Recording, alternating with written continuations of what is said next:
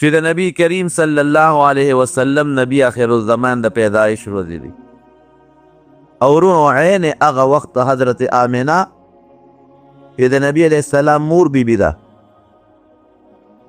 هغه فرمایي چې زما دا بچی ډېر بختور بچی دی چې دا کوم بچی مال الله راکړی دی.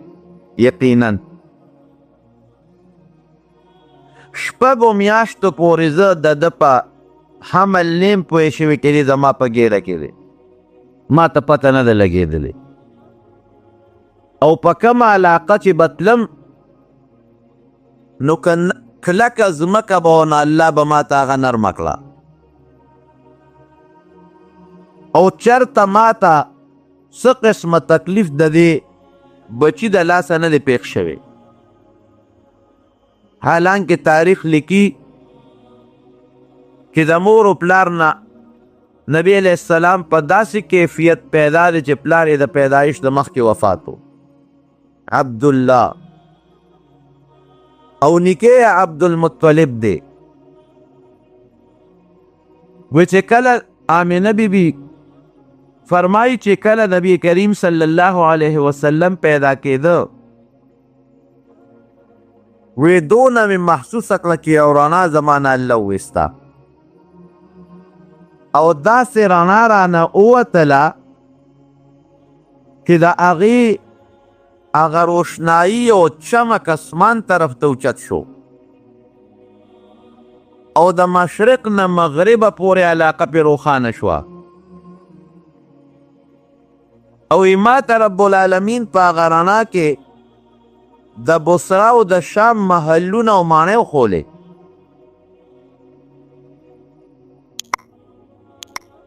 عبدالمطلب لیکي چې ما یو خوب ولیده، د نبی علیہ السلام نیکه دی، ریزو دیم او زما د شان یو زنځیر اوچت شو، د کړو د اوسپنې زنځیر، بره توی اونه ترې جوړه شوه، هغه اونه اسمان ته ورسېده، او د هغې نه خاکونه خواره شو، په هغه خاکونو کې میوه پیدا شوه. وی خلک لګیا دي څوک میوه شوکۍ خوري، او یې څوک کوشش کوي چې د دا اونه کټ کړي او د دې نه دا څانګې او خرامونه مات کړي. حیران شوم چې زما د ملا نه دا اونه ووته، او دومره خشته میوې دی او په دې دنیا خوره شوه، څوک د میوې خورو څوک یې د کټ کولو کوشش کوي. وی ما دا لاس اوچت که چې زه د دې اونې د میوې ته ځان ور ورسوم، زه خو لاندې پروت یم او یو میوه ترې مزېداره روشو کوم، خو زما لاس ورته ونه رسېد او د ترې لاس مې ښکته را پرېوته. تعبیر ولا تعبیر کوونکو وویسته چې ستا د شانه به الله یو شخصیت پیدا کوي چې د هغه میوه او د هغه نه چې کومه میوه پیدا کیږي هغه به د دنیا د ګوټ ګوټ ته رسیږي. څوک به د هغه میوه خوري او څوک به د هغه په خلاف کې لګي، د هغه د هغه خرامونو د کټ کولو کوشش به کوي. ستا د اولاد نه به داسې یو انسان پروردګار پیدا کوي. نبی کریم صلی الله علیه وسلم فرمایي چې زه د آدم علیه السلام نه واخله تر د قریشو د عبدالمطلب بنو هاشم پورې نسبن په بهترین قوم کې پیدا شوی ما. زما د نسب نه تر د آدم علیه السلام پورې بهترین او اعلی نسب بل نه تیر شوی. زه د حضرت ابراهیم علیه السلام نو سیمه، د حضرت اسماعیل علیه السلام نو سیمه، د ابراهیم علیه السلام دعایمه، او د حضرت عیسی چې د ما نه مخکې پیغمبر ته شوی د هغه زیر یمه. عبدالمطلب لیکي وی چې یو زمانه داسې وه چې په مکه مکرمه کې چې کوم قوم اوسېده جرهم، هغوی د اسماعیل علیه السلام په اولاد ظلمونه شروع کړل، نو د اسماعیل علیه السلام اولاد یې د مکې نه بار وویستو. سره دې نه چې اسماعیل علیه السلام هم د جرهم کې واده کړی. بیا الله د اسماعیل علیه السلام اولاد یو وخت کې زورور تل په مکه مکرمه حمله وکړه او جرهم قبیله ته ویسته. بدماشانو نو چې جرهم قبیله ته کله استا نو د زمزم کوی هغوی ډک کړ، او په بیت الله شریف کې چې کوم د خلکو سره پراتو سپین پراتو خلکو به صدقې راوړې بیت الله کې به یې کېښودې هغه سره سپینه خزانه یې راواغېسته او د زمزم په دې کوي کې خښه کړه او خاورې پې د پاسه واچولې او کوي یې بلکل هوار کړ چې چا ته پته مو نه لګي چې دلته کې یو کوي دی او د هغې قیمتي اوبه دي. وی زه په حتویم کې ودېمه د بیت الله شریف د ناوې سره خوا کې وی خوب مې ولید. وی یو سړی ما ته وی چې پاسه دلته یو کوي دی هغه کوي وکنوه احفر بره بره څه شی دی وی یو کوي دی سړی رانه لاړ. وی سبا شپه بیا خوب وینم و یو سړی بیا ماله راځي او ما ته په خوب کې وی چې احفر طیبه یو اعلی کوي دی هغه وکنوه. وی ما چې دا طیبه اعلی کوي څه شی دی وی بیا رانه لاړ. وی په درېیمه شپه مې بیا خوب ولیده وی هغه سړی ما ته بیا په خوب کو چې احفر زمزم یو کوي دی د زمزم هغه وکنوه. وی ما چې زمزم څه شی دی وی بیا رانه لاړ. وی په څلورمه شپه بیا دا سړی راغی او خوب کې ما ته وی او زه هم هقسې ودېمه چې احفر زمزم زمزم کوي وکنوه. وی ما چې زمزم څه شی دی وی دا یو کوي دی. وی ما چې کوم ځای دی وی په خوب کې راته نښه وښوله.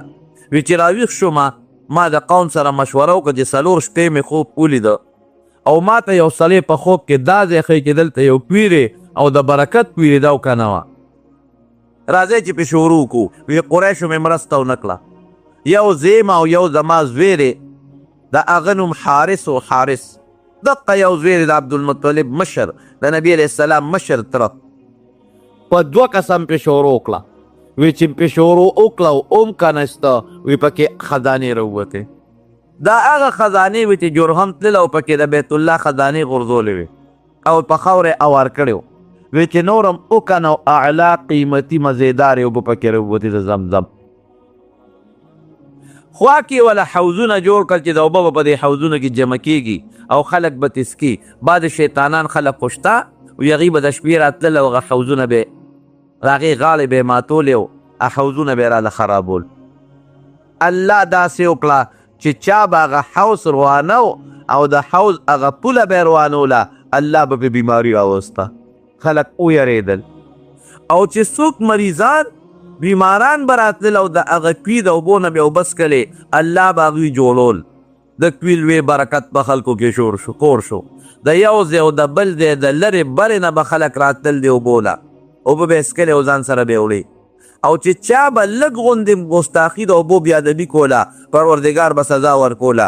وی د دغې کوي د برکت نه عبدالمطلب وی زما قدر په خلکو کې پیدا شو او کوي له خدای یو عزت ورکه. وروسته نبی کریم صلی الله علیه وسلم فرمایي چې زما نیکه کم کوي کنولې تیر زمزم د زمزم کوي دا هغه اوبه دي چې رب العالمین د اسماعیل علیه السلام د پوندې د والو نه دغه ځای کې پیدا کړي د برکت اوبه. دغه وخت کې دی وایي چې یا الله زه یو یم او یو مې دا زوی دی حارس.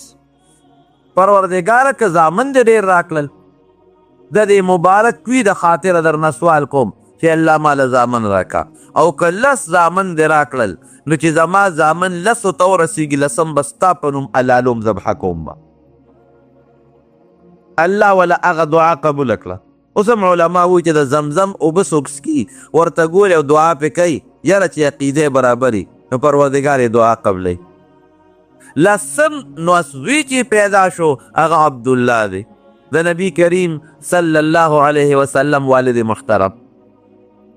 بچی ما خو دقسې منښته کړې ده چې ما له الله 10 زامن راکړي هغه 10 به لالو نو تا لالومه د خدای په نوم دی لالو چې الالولو لی روان کو چاړۍ واغېسته او رسۍ واغېسته د عبدالله خویندې په جلا شوې. بابا دا زموږ ورور ولې لالې وی بچی ما منښته کړې ده. وی داسې وکړه چې د په ځای 10 اوښانه لال که خو دې بچ که. وی داسې به وکړو نو 10 اوښان یې راوستل. عبدالله یو طرف ته کېنو او بل طرف ته 10 اوښان او قراندازي پې وکړه. قراندازي د عبدالله په سر راوخته. وی 10 نور زیاتوم 20 شو چې بیا قراندازي وکړه بیا د عبدالله په سر راوخته. 13 اوښان بیا د عبدالله په سر راوخته. اوښان یې 10 زیاتول هغه ماشومان لو ورته جلل ځکه د دې رورو د مور نه د نورو ورونو میندې جدا وې 100 ته اوښان ورسېدل چې 100 اوښان یې یو خوا کړل او د نبي علیه السلام والد محترم یې بل خوا کړ او پچې پې واله قراندازي ویسته د 100 اوښانو په سر راوخته 100 اوښان یې حلال کړل او د نبي علیه السلام والد محترم پروردګار بچ کړ یو مقام کې نبی علیه السلام ناست تشریف فرما یو باندیسی راغی او نبی علیه السلام ته وایي یا ابن الذبیحین ای د دوو حلال شو خلکو وصیه نبی علیه السلام ډېر زیات خوشحاله شو او مخ یې رڼا وکړه او صحابو ته یې په دې خبره پوه شوې وی نه د الله رسوله وی ده خو ماته ده و چې د دوو حلال شوو کسانو وصیه وی چې د دې واقعه درته بیان کړم یو زما نیکه اسماعیل علیه السلام دی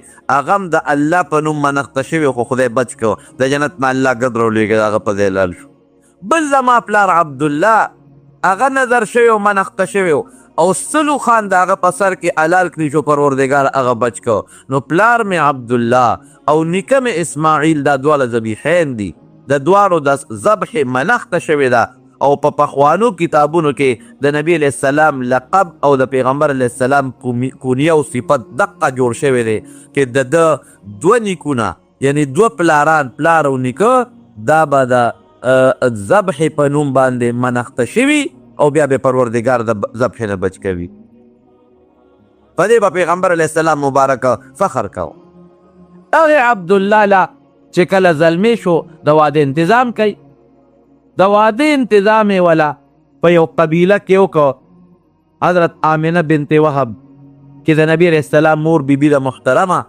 د هغې سره د نکاح اراده ولا وکړه عبدالله روان دی د نکاح تقریب دی او عبدالمطلب خو د خپل قوم مشر دی سردار دی نو ډېر مشران یې راغوښتلي چې نن زه د خپل زوی عبدالله نکاح تلم چې دی روان دی نکاح له یو یهودنه ښځه په مکه مکرمه کې اوسېدله هغه ورته دروازې نه راووته چې ده ته یې ښکته پورته کتل د لاس یې کلک ونیوه وی ستا څه نوم دی وی زما عبدالله نوم دی وی چېرته دی وی زما نن نکاح د واده مې دی هغه نکاح لزم واده لزم وی داسې وکړه زه به درله پیسې درکم اوښان به درکم او له مونږ رانه نوځه د بدعملۍ مطالبې ته یې وکړله عبدالله ورته وایي چې سوال نه پیدا کېږي دا ګناه به ګټم د 15 منټو په خوشحالۍ پروردګار همیشه دپاره خفه کړم داسې چېرته کېږي وی ګوره 100 اوښان به درکم وی 100 نه که 1 لک اوښان هم راکې دا ګناه نه کوم ته روان شو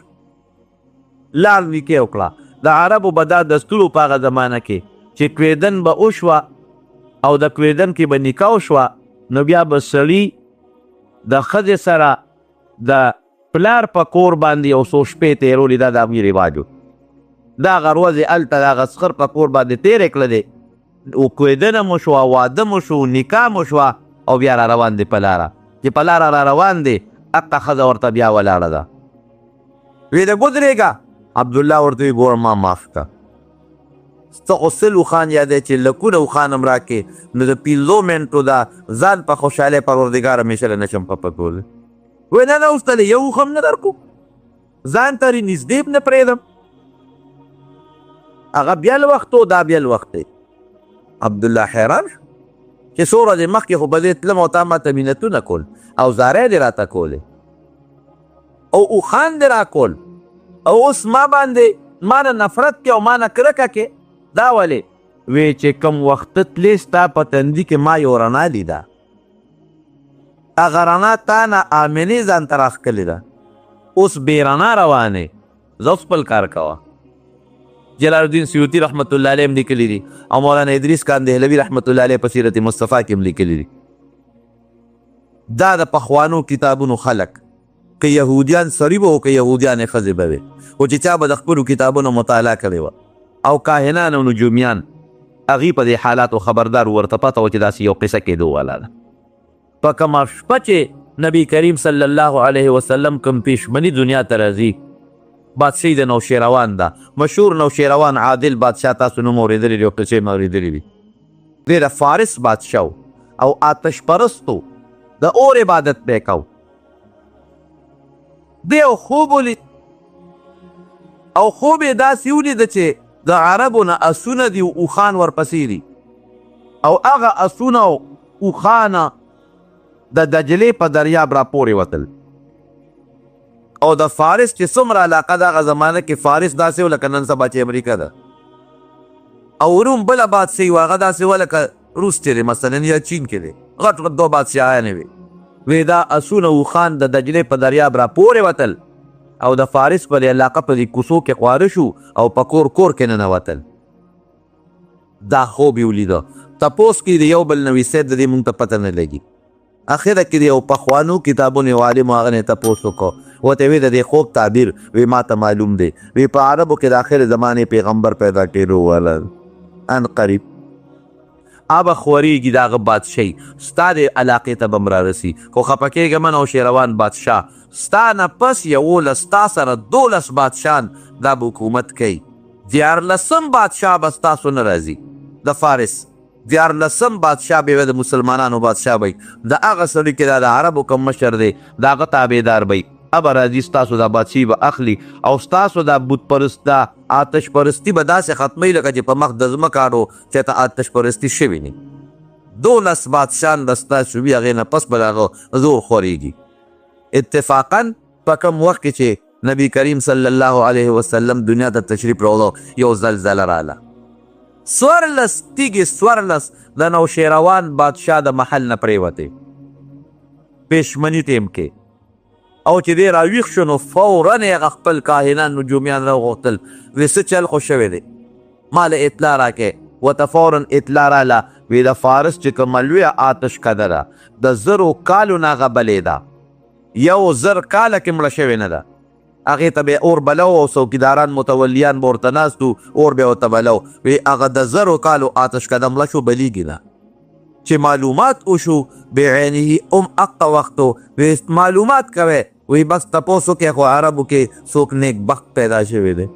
هغه نیک بخت چې د هغه د پیدایش دا نښې دي زموږ په کتابونو کې، او دغه نیک بخت به څوک دا به د آخرې زمانې پیغمبر وي. او اقا ټیم د دواړو جهانو مبارک سردار دنیا ته تشریف راوړی شوی. دا د 9 د ربیع الاول، څوک 8 یادوي څوک 12 یادوي. خو یو لویه جرګه شوې وسه زمانه کې په مصر کې مجلس الهیئة العلمی، هغې ډېر لوی تحقیق سره د علماو او د لویو محدثینو او د تاریخ زادانو یو میټینګ کړی او هغوی دا تحقیق کړی دی چې دا د ربیع الاول 9 ورځ وه چې کوم دا اسلامي میاشت ده د هغې 9 تاریخ. او د ابرهه لښکر د دې نه مخکې رب العالمین هلاک کړی و، د هغې 25 یا 50 ورځ ده. نبی کریم صلی الله علیه وسلم پروردگار دنیا ته راولېږه چې په کومه ورځ د دواړو جهانو مبارک سردار دنیا ته تشریف راوړو. علما لیکي چې د هغه زمانې کم خلک دي هغې وي دا سار روښانه و، دا علاقه روښانه وه، دا علاقه بدله لګېده. ولې؟ ځکه خلک په انتظار و پته مو، خو چاته خو پته نه و چې کوم ځای به پیدا کېږي او د چا په کور کې به دا بختور ماشوم پیدا کېږي. دا معلومات ساتنو. د پیدایش نه مخکې د اسمان دا ستوري نه دي دا به چودل، دی به برېښنا کوله، یو پړق به یو خواته او بل پړق به بل خواته برېښناګانې به یې کولې. او د نبی علیه السلام مبارک د ولادت نه مخکې الله فضا برابره کړه، ورو ورو فضا برابرېدل شروع شو. ولې؟ شرک به ډېر زیات کېده، د بیت الله نه بربند طوافونه به کېدل، داکې به خلکو کولې، خویندو سره او سکه میندو سره خلکو نکاحګانې کړې وې، دومره بدعملۍ وې. یو ډله جوړه شوه، دا د حضور پاک د پیدایش نه مخکې. هغې ډلې خپل منځ کې سره اتفاق و چې دا ګمراهۍ ډېرې شوي دي، په دې پابندي پکار د بیت الله نه خلک بربند تاویږي، دا په خبره نه. او دا داکې بندو او دا غلاګانې بندو او دا د خویندو میندو سره چې کومې نکاحګانې دي دا ختمو. دا یو ډله جوړه شوه، هغې ډلې دا کوشش وکړه چې دا فیصلې وکړو. ګوره دا د هغې داسې مثال دی لکه انور چې راخېږي، نورونو انور خو وروستو راخېږي، خو د انور نه ګنته یوه نیمه مخکې سبا راوخېږي او ورو په قلار قلار دا وطن روښانه شي. دا د انور هغه پلوشي وي خو انور لا نه راښکاره شوې. نو سبا په مثلا یوه نیمه ګنټه مخکې راخیږي او انور ته یوه نیمه ګنټه پس اوچتېږي خو د انور نه دا یوه نیمه ګنټه مخکې په دې علاقه کې د فضا کې د رڼاګانې شروع شي. دقه رنګې د حضور پاک مبارک د پیدایش نه مخکې د پیدایش چې که په کومه ورځ پیدا شو نبی کریم صلی الله علیه وسلم په دغه ورځ باندې 2 ورځې د خپلې مور پی نه دي خوړلی. یو یهودي په مکه مکرمه کې هغه هم پیشنګویي ورکړه وی تاسو لاړ شئ او یو ماشوم بیګا پیدا شوی دی او مبارک ماشوم دی. وی موږ ته خو پته نه لګي. وی ښه نښه به دی چې د مور پی به 2 ورځې نه خوري او ځکه به نه خوري چې یو سرکشه شیطان او پیرې به راغلي هغه پیرې به له په دې خوله ګوتې ږدي او رده به په دنیا غلبه راځي چې معلومات یې وکړل نو په دغه پېشمني نبي کریم صلی الله علیه وسلم دنیا ته تشریف راوړو. مور نه یې وله تپوس وکړو ستا پی خوري که نه؟ وی نه خوري خو جاړي نه تی مې نه خوري خو جاړي نه. د هغې نه پس 2 ورځې خپلې مور وله پی ورکړل او د ابولهب یو وینځه وه صویبه هغې وله پی ورکړل او عجیبه ناشنا خبره ورونو واورئ. ابولهب د حضور پاک تره دی کافر مړ دی کافر او د نبی علیه السلام ډېره لویه دشمني کړې ده.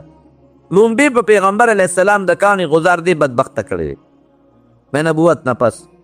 لیکن چې کم وخت کې رسول الله مبارک پیدا شو دغه صویبه د هغه وینځه وه هغه لاړ او ابولهب له زیرې ورکړه خوشخبري ورکړه وی سرداره مبارک دې شه.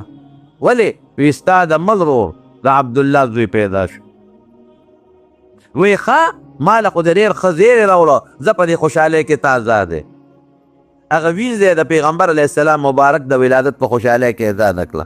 حضرت عباس د خپل رور په خوب کې اینی ابولهب په جهنم کې تپوس ته کوي وی روره څه حال دی دی؟ وی ډېر خطرناک حال مې دی په اور کې سوځېږم د خپل رواره مخالفت مې کړی دی او په هغه مې ایمان نه دی راوړی ډېر بد حال مې دی په اور کې سوځېږم.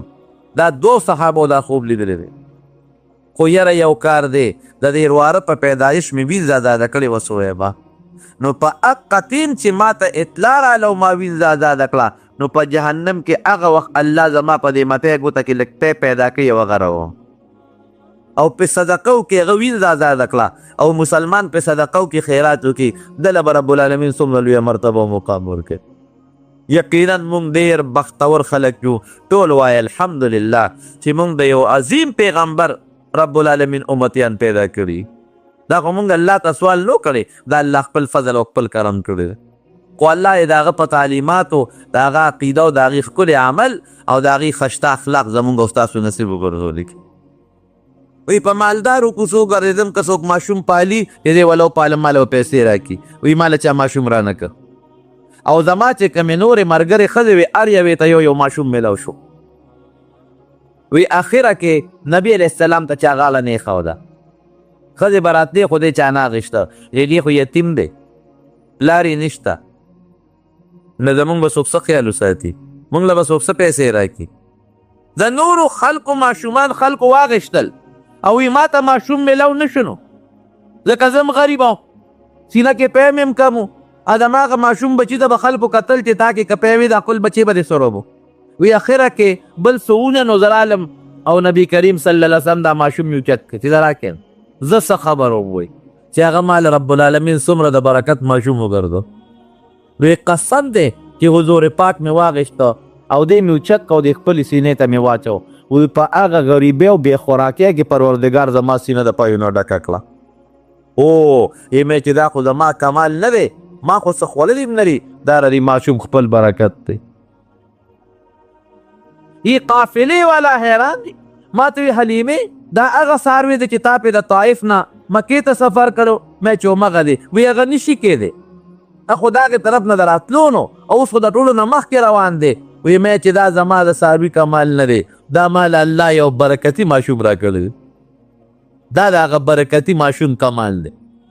وی قسم دی چې ما نبی علیه السلام کور ته بوته وی زما په کور کې چې کوم برکت راغی داسې ما په زندګۍ کې نه ولیدې. وی زمونږ په علاقه باندې قحط و وی خلکو به ګډې چیلې اوښان سرولو له بوتل وی ماښام به نار راتلل او وی زما ګډې چیلې چې به سرن له لاړې نو وی ماښام به مړې راتلې او غولانځې به یې د پیو ډکې وې. نو یې خلکو به خپلو نوکرانو او بچو ته قهر او غصه کوله چې د حلیمې څاروي کوم ځای سري هلته څاروي سره وی. هغه ماړه راځي څاربه راځي او تاسو په دشتو بیابانونو کې سروی ستاسو هغه وږي راځي.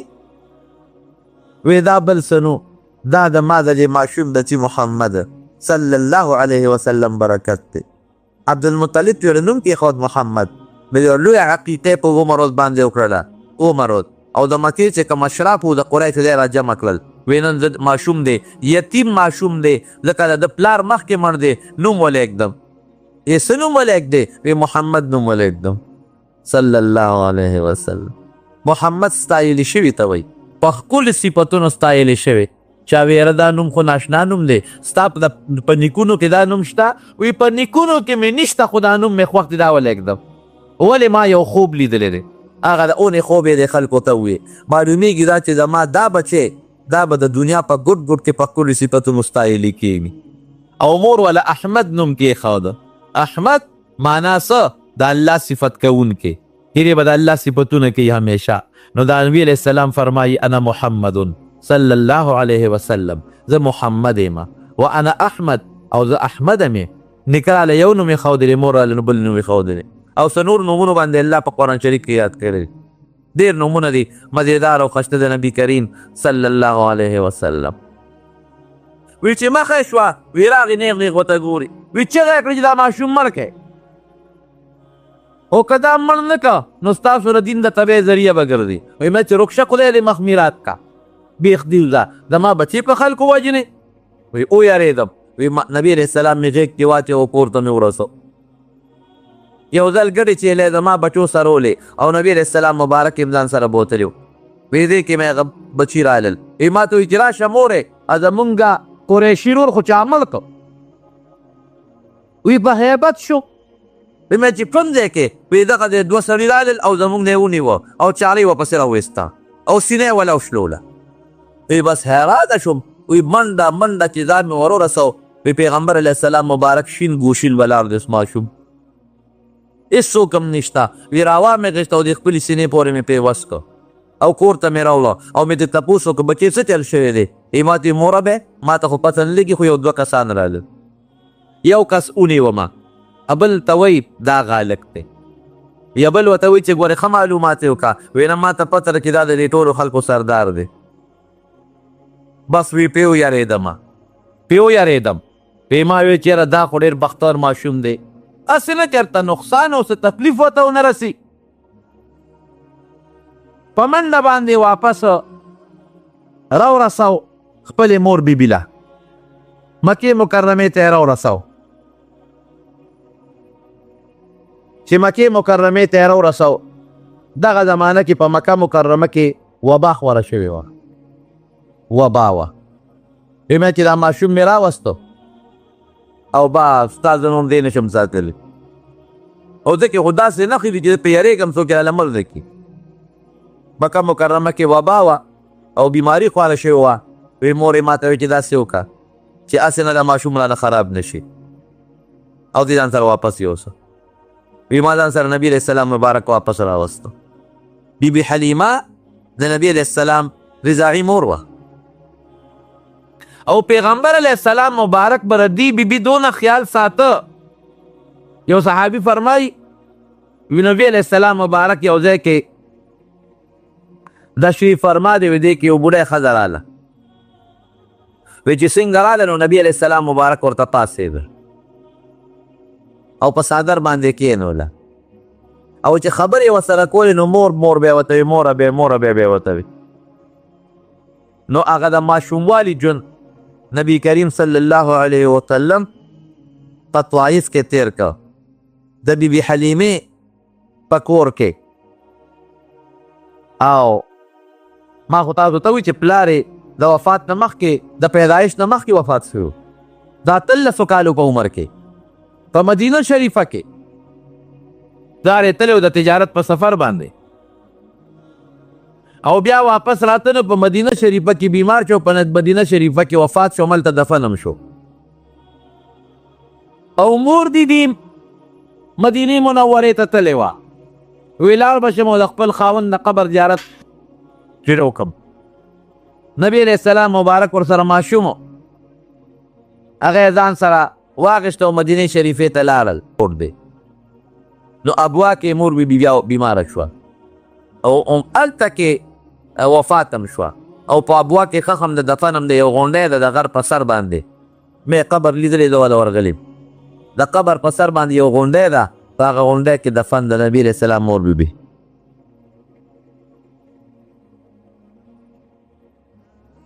عقل چې سړی سوچ په عقل باندې کوي نو پلار د پیدایش د مخکې وفات. مور بی بی لا ماشوم د بالغ نه دی او 100 کالو دی نو یا د 20 کالو یا د 6 کالو اختلاف پکې شته چې مور بی بی په دونو ماشوموالي کې وفات شوه. تربیت چاته پاتې شو؟ عبدالمطلب ته. او د عبدالمطلب خپل د دنیا نور زامن دی او بلان وصیې دي. عقل وی چې داسې غوندې ماشوم چې مور او پلار یې نه او دی لویږي نو دی به سم نه لویږي. داسې ماشوم چې دې زمانه کې د مور او پلار نه یتیم پاتې شي نو هغه به اوپر لویږي. داسې ده که نه ده چې پلار ترې مخکې مړي او مور یې په ماشوموالي کې مړه شي خلک هم توجه نه ورکوي. زمونږ په دې دور کې چې داسې ماشوم یې هغه نه زما امت جنت ته نه داخل شوی تر هغې پورې به بل مخلوق جنت ته نه داخلېږي. ته یې فخر او کبر نه کوم وی الو انا اول من يدخل الجنه وانا اول من يقرع باب الجنه. اول د جنت دروازه به زه ټکو نو چې زه ور داخل شمه ما ته به فرشته آواز رکوي څوک زه به خپل نوم واخلم وی بیکا عمر تو ستا متعلق ما ته حکم شوی دی چې دې دروازه وټکي دروازه کولو که دې نه مخکې به چاته نه کولاوې. اوس هم چې د چا پلار وفات شي او کال پورې چې خلک وي خپل پلار به رایاد کړو کلي ځای به کړو هر وخت خیرات کېږي څه تخصیص نشته په یو خاص ورځ پورې خو نه دی یو نسبت دغه رنګې د دې میاشت یو سره د نبي علیه السلام مبارک یو نسبت دی. ګوره پیدایش په دې میاشت کې وفات په دې میاشت کې هجرت په دې میاشت کې مدینې منورې ته په دې وجه علما کرام دا میاشت مبارکه میاشت حسابوي او د عزت میاشت حسابوي. او زما ذهن کې یو خبره تېرېږي هغه دا چې ګوره 9 ربیع الاول او 12 تقریبا ورور او خور دی دوی دی یو بل سره که څوک ولاوي چې په 12 ربیع الاول وفات هم شوی دی پیدایش هم شوی دی. دی کې د الله څه حکمت. زما زړه کې یو خبره تېرېږي دا چې خلک دې ته ګوري یاره دا خو د وفات میاشت ده نو خامخا زړه کې بې غم او سودا پیدا کېږي. نو هلته ورسره تاریخ د پیدایش هم دی چې هغه غم یې ختم شي ولا خوشحالۍ سوچ ذهن ته راولي چې په زړه کې لږ سکون او خوشحالي به راشي.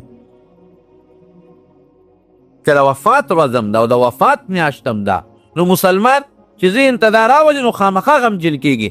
هغه وخت چې وګوري د پیدایش میاشت هم ده دنیا ته یو نور هم راغلی دی دنیا ته یو رڼا هم راغلی ده نو د حضور پاک مبارک په هغه پیدایش او د هغې په دنیا په راتلو هغه د وفات هغه غم به بل طرف ته شي هغه ختم شي او د پیدایش هغه خوشحالي به راشي.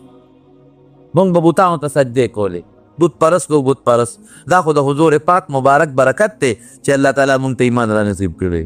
زمونږ پلاران مسلمانان زمونږ نیکونه مسلمانان ورپسې دا د هغې مخکې مشران مسلمانان هغې ته اسلام چا ښولی دی یا صحابه یا تابعین به راغلي او دې علاقه کې به ایمان او اسلام خور کړي او هغې خدای پاک مسلمانان کړل. دغسې نسبا الله موږ ته ایمان راورسو. دا د دواړو جهانو د مبارک پیغمبر برکت دی. دې آیات چې اقرأ بسم ربک الذي خلق الانسان من علق. اقرأ لولا بسم ربک په نوم د رب ستا هغه رب الذي خلق دا ټول مخلوق پیدا کړی د هغې رب نوم والا نو الله به طاقت د لوستو درکړي. رب دی رب پالونکي ته وایي د مور په ګیره کې بچې پالي او دا ورکوت دانه چې د شړشم وکړې د هغې نه څونه ښه شته بوټې راوباسي هغې له څومره ښکلې میوه ورکوي. نو چې کوم ذات کې دا طاقت او قدرت شته هغه ذات سته پتا کې د لوستو طاقت هم پیدا کولی. عقل نقلات د وینې توپې نه خشته انسان پیدا کېدل کوم ذات کې د وینې د څښاتو پرې نه انسان پیدا کولی سي هغه ذات پتا کې د لوستو طاقت پیدا کولی سي. اقرأ وربک الاکرم الذي علم بالقلم. لولا رب دې سخي دی. بعضې وخت کې استاد شاګرد کې طاقت وي زده کولو استاد بعضې مسلې پټۍ نه بیانوي نه استاد دې رب دې ګوري او اکرم ډېر سخي دی د نه بس پټۍ نه درته رالیږي به الذي علم بالقلم د قلم په ذریعه خلکو ته تعلیم ورکړي. دارنګې تا ته به د جبریل علیه السلام په ذریعه تعلیم درکړي او تا په ذریعه به امت ته تعلیم ورکړي. علم الانسان ما لم يعلم، انسان ته اسم نو معلوم الله ورته وکړ. دا علم چا ورکړی؟ الله ورکړی. آدم علیه السلام تعلم آدم الاسماء كلها. دا دشکی دی او دا چانک دی او دا پیالی دی او دا اور دی او دا اسمان دی او دا غر دی او دا ځمکه را، دا دومره نومونه چې ورته رب العالمین په لکې واچوړه په یو ټک یې زده کړل. دا ښودونکی څوک دی؟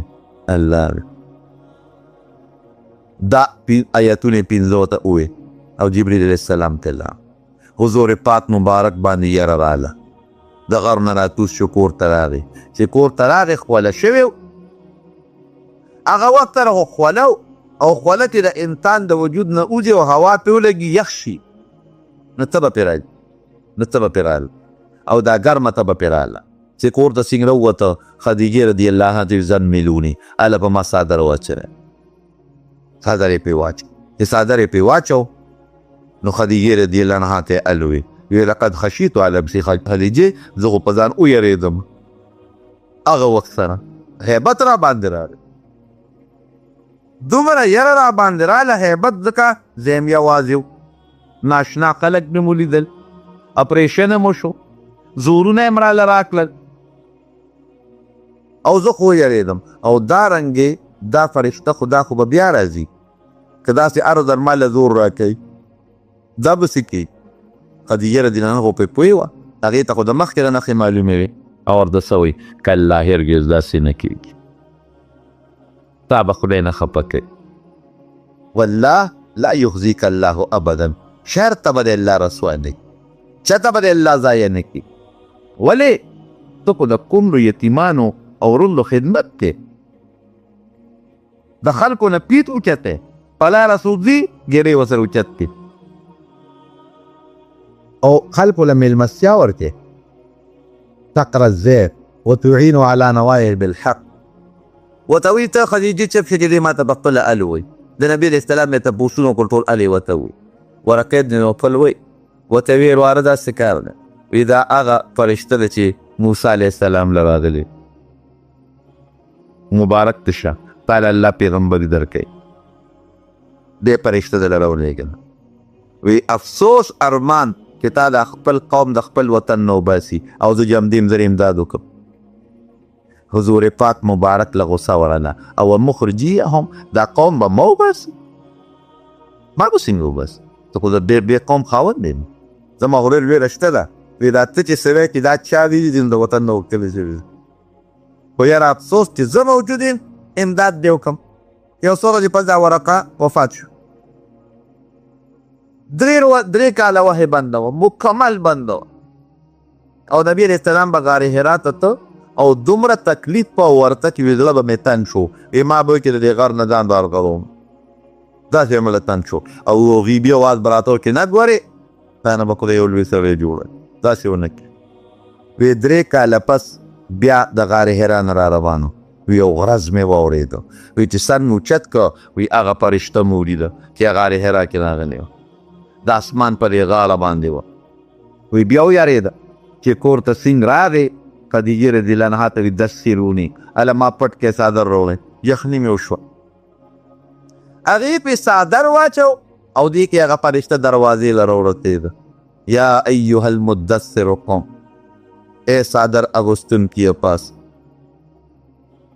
نبی کریم صلی الله علیه وسلم پوښتې مخکې فرشته راغلی وه چې دی سپین ووایي خدیجې رضي الله عنها ته یې ووایي، وی خدیجې ما ته خو الله داسې ووایي، وی بیا زه دې منم ګورې ښه، خو له مخکې نه پته ما زه دې منم، دا چې څه ته وې دا رښتونی، تا ته چې دا کومه فرشته راغلې دا فرشته ده او ته د الله پیغمبر یې، لکه پیغمبر پیغام رسونکي ته د الله رسول یې، د الله استاد یې، د الله پیغام زموږ ته راورسو.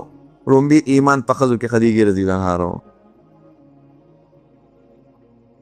په هلکانو کې نابالغ هلکانو کې علي رضي الله عنه رومبي ایمان راوړ، په غلامانو کې زید ابن حارثه غلام رومبي ایمان هغه راوړ، او په بالغانو سړو کې لومبي ایمان حضرت ابوبکر صدیق رضي الله عنه راوړ.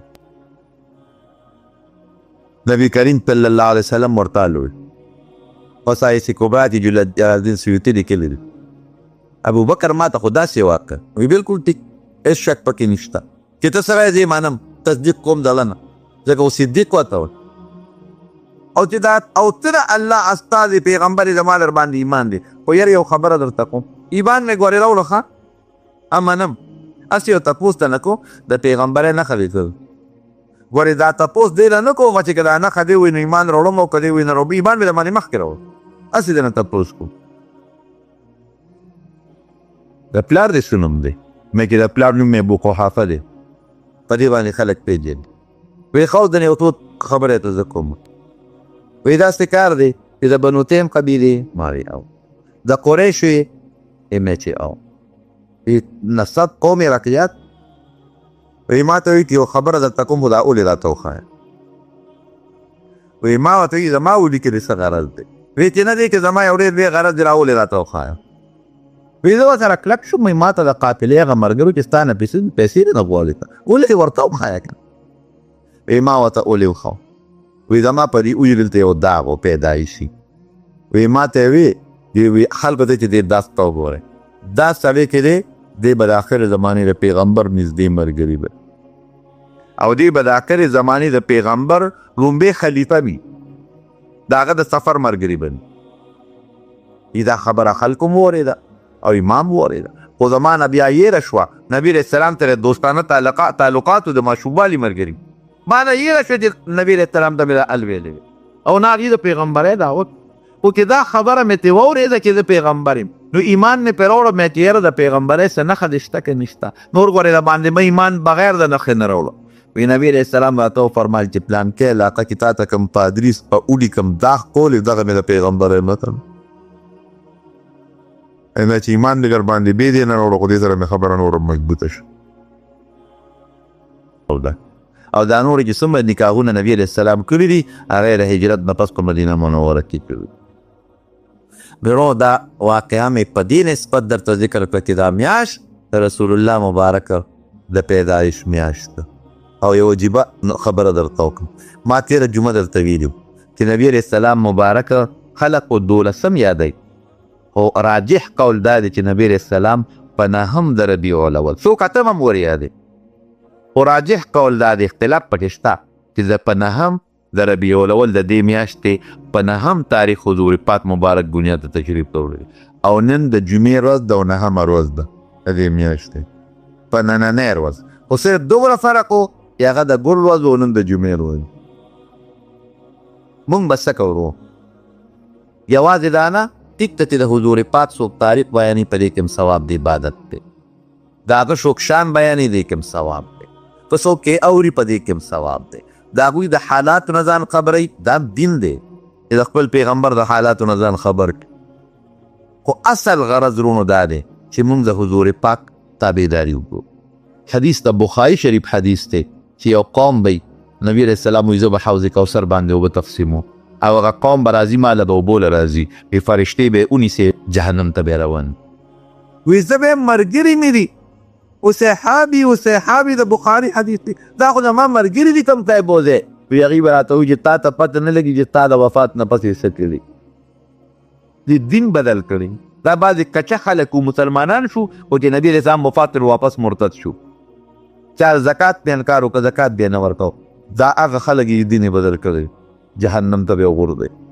بس زړونو دا دی ګورئ زمونږ قیدا زمونږ عمل زمونږ اخلاق زمونږ گفتار دا د حضور پاک په شان جو تېرېږي که نه خری د ګیره کې هم تېرېږي او په ګیره کې هم تېرېږي دا نه دي که نه بغیر د خری د ګیرې کې به ژوند عمر زیات او په دې کې به کم یا چې څوک ګیره خری نو هغه ته پیسه ډېره میلاوېږي او چې څوک یې نه خري لږه به میلاوېږي ژر نسې تېرېږي نو موږ وایو د پیغمبر دا سنت وکړئ بغیر د مانځه نه هم ستا د ژوند سفر روان دی چې مونځ کې د سفر روان دی خو په دې مانځه به د خپل رب خوشحاله جي که که ته کنځل کې او ته غیبت کې او ته چغلي کې او ته حسد ساتې هم د ژوند تېرېږي یو ورځ دې په ژوند نه زیاتېږي او په دا دې پرېښودل او ذکر دې شروع کړه الله دې یاد کړه او درود شریف دې شروع کړه نو جرم به دې خشته شي هغه ژوند دی الله زموږ نصیب دی کوم چې د حضور پاک تابعدارۍ ژوند هغه ژوند او هغه نوم چې د نبي علیه السلام سره کوم الله د هغه د ملګرو کتاب دی چې په هغې کې زموږ نوم درج شي دا به هله کېږي چې زموږ د حضور پاک تابعداري نصیب شي ظلم نه کوو زیاتې نه کوو، مخلوق خدا ته ضرر نه رسو، ګاونډي ته ضرر نه رسوي. ماشوم د مشر قدر کوي، مشر د کشر په سر لاس راچاږي، د یو بل لحاظ ساتي، د علماء قدر، د جماعت قدر، د قرآن شریف قدر، د نیکانو قدر عزت، د یو بل حق او یو بل نغلا، حق پردي نیول دا ګناه ده، یو بل نغلا کول دا ګناه ده، بل ته ضرر رسول دا ګناه. دا کار د حضور پاک ته د دې سیزن نه منع کړه، دغه کارونه بازی کړي. نو د سیرت بیانولو نو مقصد دا دعا کې چې الله تعالی په مو رحم وکړي. خدای زمونږ د نبی علیه السلام سوچه تابعداري نصیب کړي او الله تعالی مونږ د نبی علیه السلام په مخ کې د قیامت ورځ رسوا نه کړي. خدای رسوایه نه مو ساتي. یا الله د هغې د مبارک جنډې لا من جنت ته بوتلې او د هغې د مبارک لاس د حوض کوثر اوبه م نصیب کړي او خدای د شیطان د تابعدارۍ نه مو ساتي. الله د شیطان د خواهشاتو نه مو ساتي. خدای زمونږ سوچه دین نصیب کړي، زړه کې هم د خپل ذات او د خپل حبیب مینه واچوي. خدای د شیطان د مینې نه مو ساتي. خدای مونږ له فراخه دنیا راکړي او خدای دنیا هم د آخرت د ګټې ذریعه وګرځي. خدای د په دنیا مونږ د دین نه غافل مه کړي. الله چې مونږ څومره ګناهونه کړي دي، که د سوټ ګناه ده، که د لاس ګناه ده، که د خپې ګناه ده، که د مال ګناه ده، خدای مونږ ته دې معافي نصیبه، زمونږ توبه ده مونږ ته معافي نصیبه. آخر وقت بقول لا تريم ولا سلبي لا اله الا الله نتیجه مکروه له ګو ولا ګناه دي. ښه که سړی مړ شو چې په کوم حال مړ دی هغه حالت وي. که ښځه مړه شوه د مرګ نه پس نکلي دي پورې کول د ښځې دپاره دا ګناه ده. سر ګومنځول هم بله ګناه ده. پوره بان ماشوم چې پیدا شي په ښي غوږ کې پوره بان او په ګس وخت کې پوره اقامت چې څنګه مانځه له مونږ بانګ او اقامت کو حي علی الصلاة حي علی الفلاح دا پکې باقاعده الصلاة خیر من النوم پکې نشته، نور پوره بانګ. دا بل ملګري وایي چې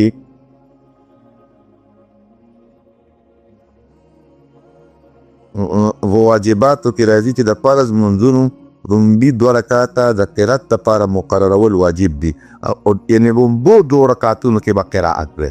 دا مطلب دی وروستي 2 تش. نبی علیہ السلام فرمایي صحابه ورته وی مونږ به تا سلام ووایو. وی ته زما سلام اورې؟ حدیث کې راځي.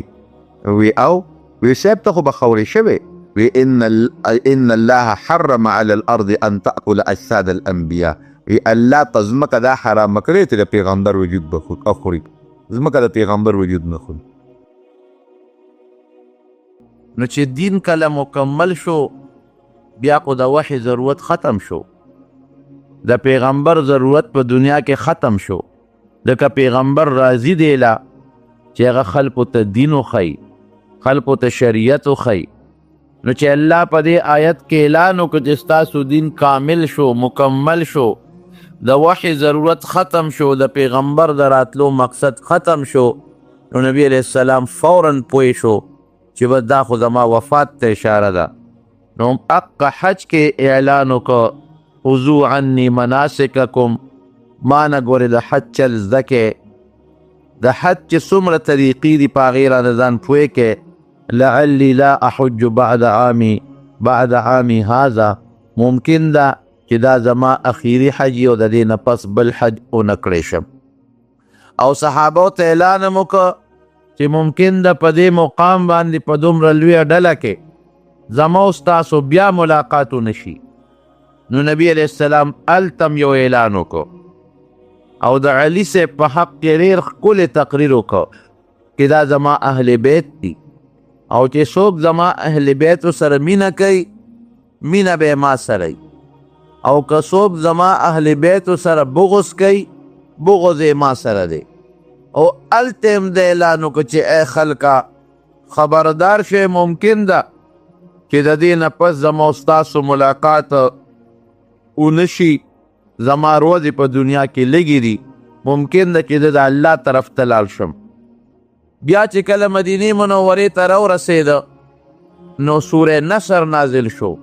اذا جاء نصر الله والفتح ورأيت الناس يدخلون في دين الله افواجا فسبح بحمد ربك واستغفره انه كان توابا. دا صورت چې نازل شو نبی علیہ السلام هم پوه شو او نور صحابه کرام هم په دې پوه شو چې باس د نبی علیہ السلام وفات تر ورځې نږدې دي. ځکه الله فرمایي چې ما تا سره امدادونه وکړل په جهادونو کې، خصوصا د مکې مکرمې عظیمه فتح وشوه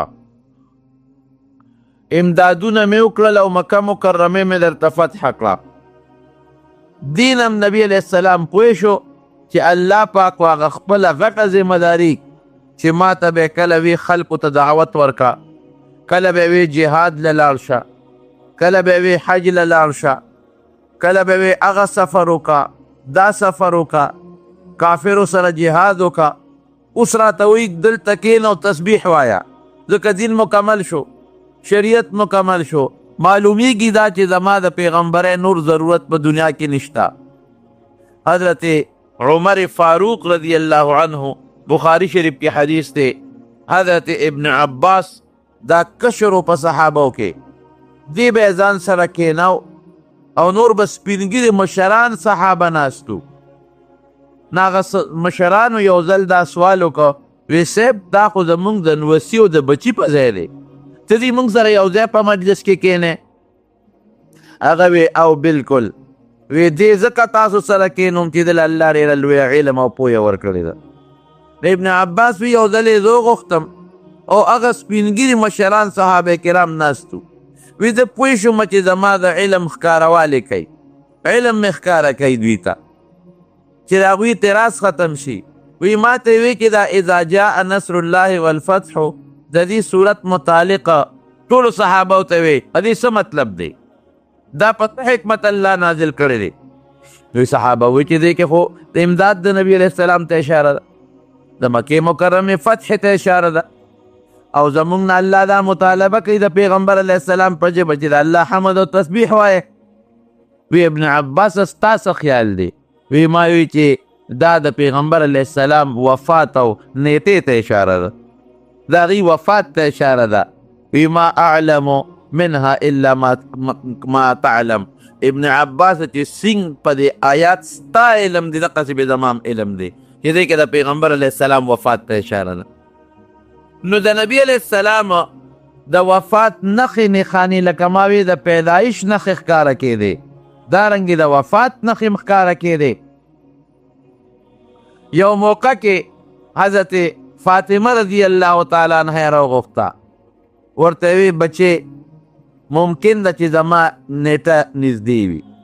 بابا هغه څنګه؟ وی نور کله به جبریل علیه السلام په رمضان کې راته او یو ځل مې ما ته قرآن شریف اورو او دې ځل ما ته 2 ځله واورو. په هغه شهداو په قبرونو باندې جنازه وکړه نبی علیه السلام، او داسې طریقه باندې د هغه شهداو نه را رخصت شو. امام بخاری حدیث نقل کوي لکه سړی کې د جمدو نه رخصت اخلي، داسې د هغه مړو نه م رخصت اخیسته. او بیا نبی علیه السلام په منبر کېناسته او اعلان یې وکړ، وی زه ستاسو نه مخکې روان یم او تاسو فکر مه کوئ د قیامت په ورځ به د الله په دربار کې ستاسو دپاره ګوی ورکو. دا یو ډېره لویه خبره ده. او زه تاسو له دې لزم چې د حوض کوثر د اوبو تیارې درله وکړم او زما او ستاسو د ملاقات ځای به حوض کوثري. دا اعلان وکړه نبي علیه السلام. ګوره دا ټولې نښې نښانې دي چې ښکاره کېږي. منبر باندې په جمعه کې تقریر وکړ، وی یو بنده له الله اختیار ورکړ د دنیا او د آخرت په منځ کې چې دنیا دې خوښه ده او که آخرت دې خوښ دی. نو هغه بنده ځان یاد نه کړه چې ما له اختیار راکړه، یو بنده یاد کړه. هغې بنده له چې الله اختیار ورکړه چې دنیا دې خوښه ده او که آخرت له تلل دې خوښ دی، نو هغه بنده آخرت خوښ که دنیا خوښه نه کړه. حضرت ابوبکر صدیق په چغو چغو په جلا شو. صحابه کرام وی مونږ وی چې دا بوډا ولې جاړي؟ ابوبکر نبی علیه السلام خو یو بنده یاد که، ځان خو یې نه دی یاد کړی. د یو بنده نه قصه وکړه چې یو بنده له الله اختیار ورکړه، هغه آخرت خوښ کړه او دنیا خوښه نه کړه. وی وروستو پوه شو چې ابوبکر په مونږ کې پوه و او مونږ نو پوه. دا نبی علیه السلام د دې بنده نه ځان مراد کو، ځان یې یادو چې ګنې ما ته اختیار میلو شو او ما آخرت واغېشته او دنیا مې غوره نه کړله. عائشه صدیقه رضی الله عنها فرمایي چې قبرستان ته تللی او د بقي واپس راغی. د چهارشنبې ورځ وه، د سفر د میاشتې، د دې نه مخکې چې کومه میاشت ده د هغې د چهارشنبې ورځ وه. نو عایشې بیبي سره یې وخندل، ورته وی عایشې ولې خفه کېږې؟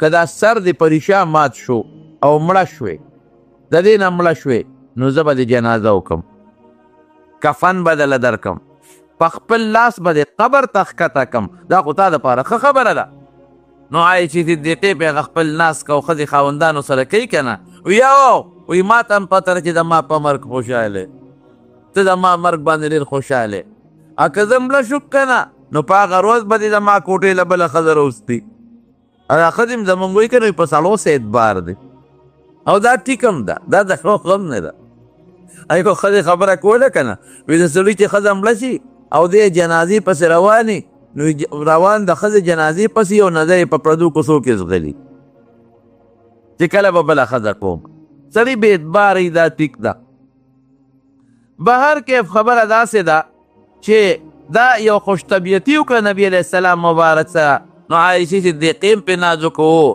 که زه مړه شم ته د ما په مرګ خوشحاله نو پاک قروز به د ما کوټې له بله ښځه راوستي بله ناوې به دې راوستي حضور پاک مبارک ورسره مسکې شوې عایشې خبره داسې نه ده بل و انا و رأسه زما سر خوږېږي ګوره بنیادي خبره یې وکړه ستا سر خو به ښه شي جوړه به شي او زما دا سر خوږېدل ممکن نه دي چې درته جوړ شم دا زما د وفات ذریعه وګرځي یو بیبي ناسته وه وی د الله رسوله یو ښځه راغلې ده اوس هم چې چاته څه تکلیف او درد ورسي نو د نیکو خلکو د علماو سره لاړ شي د مسلې تپوس وکړي هغه وله څه جواب ورکړي د دین څه واقعه ورته بیان کړي تسلي راشي نو ښځې بچې مړ شوی و غمجنه وه نو نبي علیه السلام د راغلې وه چې څه تسلي به راکړي وی دا یو ښځه د انصوارو راغلی ده او یو بچی مړ شوی دی او ډېره غمجنه ده حضور پاک مبارک وفرمایل د کومې ښځې چې درې بچي مړه شي بچي یې نو که د چا بچي مړه نه شي یې بچي وي نه ګوره بیا نبي علیه السلام اشاره مرګ خپل وفات ته ورکړه وی عایشې وی زما مرګ د ټولو مسلمانانو دپاره غم دی زما دا غم دې ځان ته رامخکې کي د وفات او په هغې دې صبر وکړي الله به جنت ورکړي اوره عامه خبره شوه واقعي چې مسلمان وي او په نه کې ایمان پروت وي دی به د حضور پاک د دنیا په راتلو هم خوشحالی د خپل ځان او د خپلو بچو نه دوستانو پلار مور نه به زیات خوشحالی ځکه د هغه د برکت نه الله موږ ته ایمان را نصیب کړی دی او چې مسلمانې زړه کې به دا غم او دا فکر هم راځي یاره ارمان که نبي علیه السلام سره موده نور هم جم دی وي یاره که ما لیدلی وې یاره که ژوند دې زیات وې نورو خلکو ته به هدایت رسېدلی وې دا صدمه د پلار د نیکه د مشر وړه راځي چې د چا مشر مړي نو د نبي علیه السلام خو به یقینا مسلمان ته راځي کوي به صبر به کوي چې صبر یې وکړه الله به جنت ورکړي عایشه صدیقه رضی الله عنها فرمایي دا د چهارشنبې ورځ وه د سفر اخیري چهارشنبه او د پیغمبر علیه السلام دا سرخوږي ورو ورو زیاتېده خو منزله به ته مونځ یې نه دی پرېښې مونږ خلک خو معمولي غوندې تکلیف کې بیا مونځ پرېږدو منزله نه دوه لکه څه چلو یاره جیغ سر مې خوږېده نبي علیه السلام په سرخوږي مونځ نه دی پرېښې څه چلو یاره یو پوټې مې طبیعت خړو اوس طبیعت خړتوب کې خو ته بخور نه پرېږدې طبیعت خړتوب کې خو د خپل دوست ملاقات او گپ شپ نه پرېږدې او د الله مناجات پرېږدې الله سره معراج مونځ خو معراج دی دا پرېږدې نو نبی علیه السلام مبارک به باقاعده منزله ته دغه چهارشنبه مستقل به ته منزله باقاعده به منزله ته ورپسې خود حضور پاک مبارک طریقه به دا و چې بیبیانې نهه وې نو ده به یو شواروز یوه شوه یوه شپه د یو بیبي سره مستقل تیروله اخیری کې نبی علیه السلام مبارک دغه چهارشنبه هم تیره شوه بیماري روانه ده ورو تکلیف زیاتی سر به کله تړلی و جومات ته چې به وته نو په څادر به سر تړلی و ورپسې جمعه م راله ورپسې خالي اتوار او ګل او نهه او چهارشنبه بله چهارشنبه م راله ورپسې بل زیارت هم راغی نهمه ورځ د بیمارۍ ده په نهمه ورځ د بیمارۍ د زیارت په ورځ باندې نبی علیه السلام د ماښام مونځ وکړه د اخري مونځ وی ښه نو ما باندې اوبه واچوې اوبه پرې واچولې خو چې کله پاڅېده نو بیا بېهوشه شو چې په هوش کې راغی نو بیا تپوس وکړه مونځ شوی دی که نه لا هم ینتظرونکه نه د الله رسول صحابه د انتظار کوي وی ښه په ما بیا اوبه واچوې بیا پې اوبه واچولې نو چې بیا کله پاڅېده بیا بېهوشه شو چې هوش کې راغی بیا تپوس وکړو مونځ شوی دی که نه دی شوی وی نه صاحب صحابه د انتظار کوي دا د ماسخوتن د مانځه انتظار و وی ښه پمه اوبه واچوئ چې اوبې پې بیا واچولې او بیا کله پاڅېده بیا بېهوشه شو بیا چې کله هوش کې راغی بیا تپوس وکړو وی مونځ شوی دی که نه وی صاحب صحابه د انتظار کوي وی مرو ابا بکر فلیصلی بالناس ابو بکر ته حکم وکړي چې خلکو ته مونځ وکړي نشم تللی داسې حالت کې نشو مونځ له لار نه چې بېهوشي پرې راتله بیا 3 ځله نیت وکړه چې پاسم 3 ځله نیت وکړه خو د تلو نو پاسېدو نو نو ابو بکر ته حکم وکړي چې زما په ځای مونځ وکړي عایشه صدیقه خو د ابو بکر صدیق لور وه وی صاحب زما پلار ډېر نرم دله دی ستا په مسله نشي ودرېدلی جاړي جړا ورځي نو عمر ته ووایه چې هغه ستا په ځای مونځ وکړي نبی علیه السلام مبارک بیا ورته حکم وکړو وی ابو بکر ته ووایه چې زما په مسله ودرېږي او مونځ وکړي عایشه صدیقه ورته بیا وایي د الله رسوله زما پلار کمزوری دی پله نرم دی جړا ورځي ستا په مسله نشي ودرېدی بیا نبی علیه السلام فرمایي ابو بکر ته حکم وکړي هغې حضرت حفصې ته وویې دا د حضرت عمر لور وه وی ته ورته ووایه حفصه رضی الله عنها راغله ورته یې ویې چې ابوبکر ستا په مسله نشي ودرېدی نو عمر به دا مونځ وکړي که نه یاره خو وي هغه ښځې یې چې یوسف علیه السلام ستاسو د لاسه جیل له تللی دی زما خبره نه منې د عایشې بیبي نه چا تپوس وکړه چې ته دومره ولې کلکې دی واقعي خلکو د ابوبکر سره د هغې نه پس ډېره مینه شروع کړه چې دا خو د پیغمبر علیه السلام خوښ او د ځان په ځای په خپل جون په مسله ودرو نو که دې ورته نږدې نه وي او خوښ یې نو داسې به نبي علیه السلام نه وی کړی بهر کې به حضرت ابوبکر صدیق ته صحابه حکم وکړه چې نبي علیه السلام راوتی نشي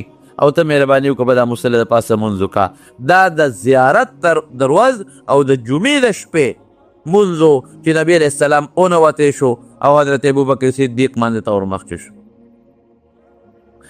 دغه د زیارت کو اخیری مونځ ورپسې جمعه ده د جمعې 15 مونځونه هم حضرت ابوبکر صدیق وکړل ورپسې د خالي ورځ ده د خالي په ورځ د ماسپښین مانځه لوتی دی هغه په کوم کیفیت باندې وته تپوس یې وکړه مونځ شوی دی که نه دی شوی وی نه صاحب لا نه دی شوی وی ښه ما باندې اوبه واړوئ د 7 مشکونو نه را باندې اوبه واړوئ د هغې مشکونو نه واړوئ چې چا پکې ګوتې هم نه یې والې اوبې پرې واړولې وی مه اوچت کې ما جومات ته بوځئ زه به مونځ هم وکړم او دې ملګرو ته به یو وصیت هم وکړم ملګري مې یاد شوي دي نو صحابه ونیوه یو خوا حضرت عباس ترې دی هغه ولې اوږه ورکړه او بل خوا حضرت علی رضی الله عنه اوږه ورکړه بخاري شریف کې حدیث دی خپه مبارکې په ځمکه لګولې نه شوه نو دا مته ګوته په ځمکه راښکې شوه صحابه فرمایي وی د دې متې ګوتې یې په ځمکه یو کرښه جوړه کړه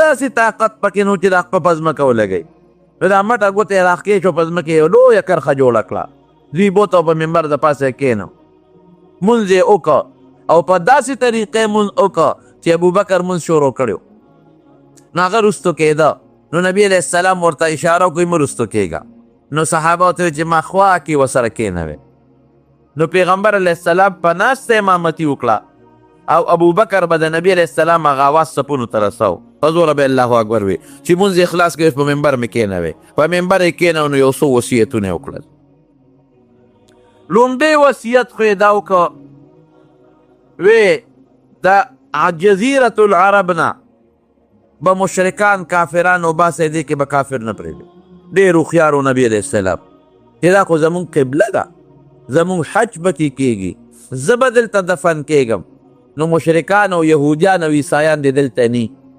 ولې دا خلکو پیسه خورئ ژبې خوږې دي هسې نه سبا د علاقه بیا قبضه نه کړي زمونږ د بیت الله قبضه نه کړي د مدینه منوره قبضه نه کړي عام اعلان یې وکړه چې یو خو به دا مهرباني کوئ چې اخرج اليهود والنصارى من جزيرة العرب بل ځای کې راځي اخرج المشرکین من جزيرة العرب یهودیان او عیسایان او مشرکان به د جزیرة العرب نه وباسي یوه دویم الصلاة او ما ملکت ایمانکم د مونځ به ګوره ډېر خیال ساتئ اخیری وصیت د مانځه متعلق دی. مونږ خلک باټینګن چیلو که نه نو کله یو سر اړو کله بل سر اړو چې چېته څښا ووایه نو لوی پیسې پرې رانه ځي. وما ملکت ایمانکم د وینځو نوکرانو غلامانو امسایو مزدورانو د دې خلکو به خیال ساتئ. دا ستا د لاس لاندې دي، دا ستا همسایه دي، ستا کور کې اوسي. ما ملکت ایمانکم عامه خبر مانات که وینځي دي که غلامان دي که ستا نوکران او ستا تنخوادار دي په دې چې د لاسې ښو دي کار به ته اخلي. دوی به خوشحالي تاله کار به کوي، ظلم او زیاتې به ورسره نه کوي. او دریم څه فرمایي د انصارو متعلق فرمایي د مدینې منورې اصل خلک وی د انصارو سره به ډېر ښه سلوک کوئ. که دوی ښه کوي نو ښه بدل وله ورکوي او که دوی زیاتې کوي معافي ورته وکړئ. دوی ماله دا کور راکړی تاسو له دا مدینه درکړې ده نو که ښه کوي نو ښه سلوک ورسره وکړئ، که بد کوي معافي ورته وکړئ، غږ ورته مه کوئ. او بل اعلان څه کوي وی په ما کې په مخ د ځمکه چې ما سره ډېر لوی احسان کړی دی هغه ابوبکر کړی دی.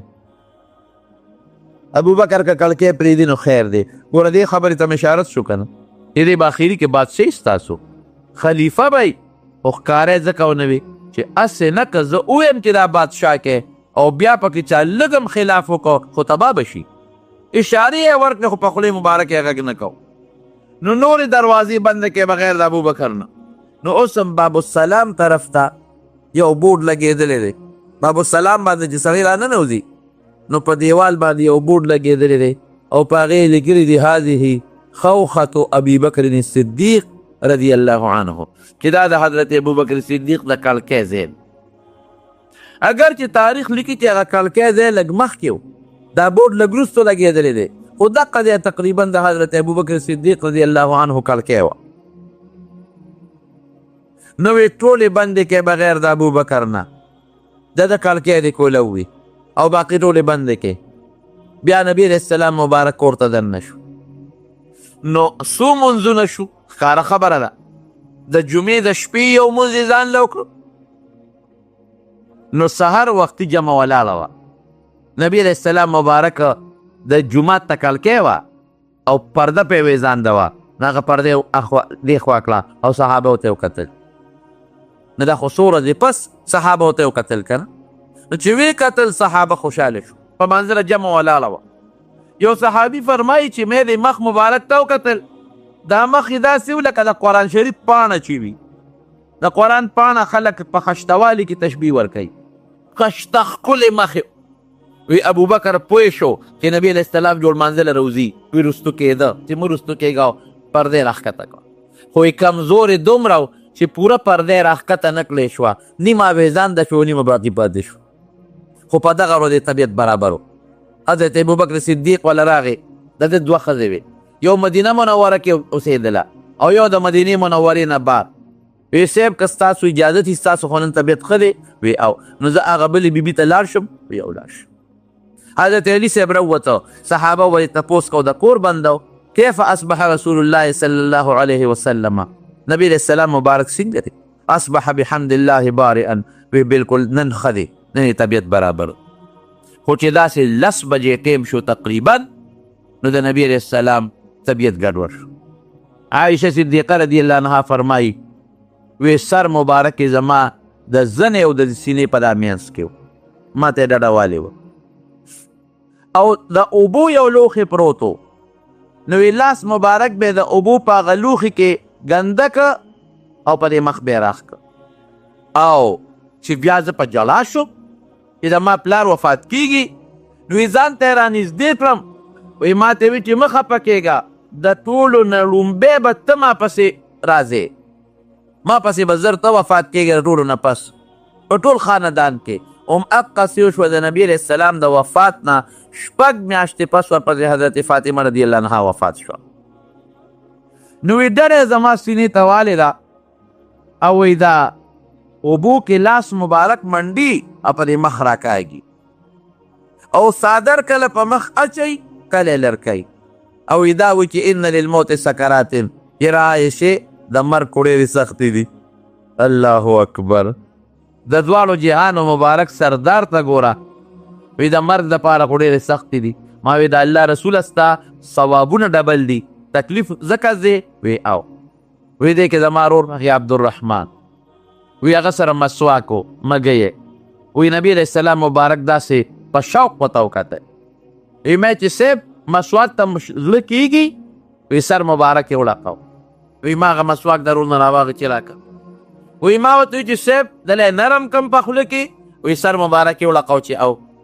نو وی ما په خپله خوله کې نرم کو او زور مې ورکه مات مې که چې پوره نرم شي او بیا مې نبی علیه السلام مبارک له ورکړه. وی داسې خشته مسواک یې ومږه چې په زندګۍ او په ژوند کې داسې خشته مسواک چېرته نه ومږلی. څونه بختور یم زما وروڼو. دغه د بیمارۍ دوران کې جلال الدین سیوطي رحمت الله علیه په خصائص کبرا کې لیکي چې حضرت جبریل علیه السلام راغی او ورسره ملک الموت دی. نبی علیه السلام نه اجازت وغوښته.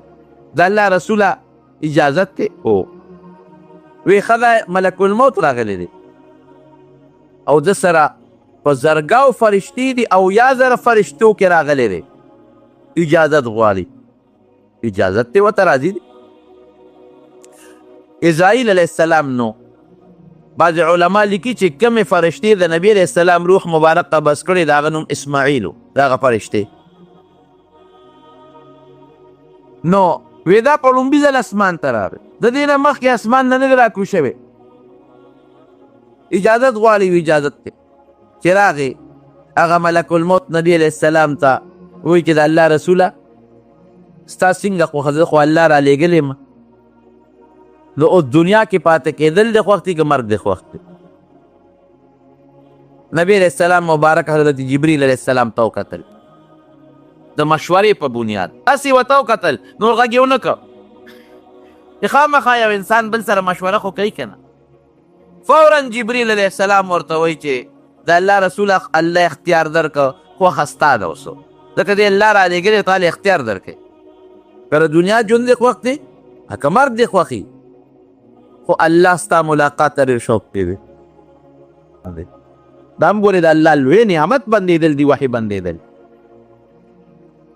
به هر کیف زما وروڼو عایشه صدیقه رضی الله عنها فرمایي هغه مسواک یې مږه او اللهم الرفیق الاعلی.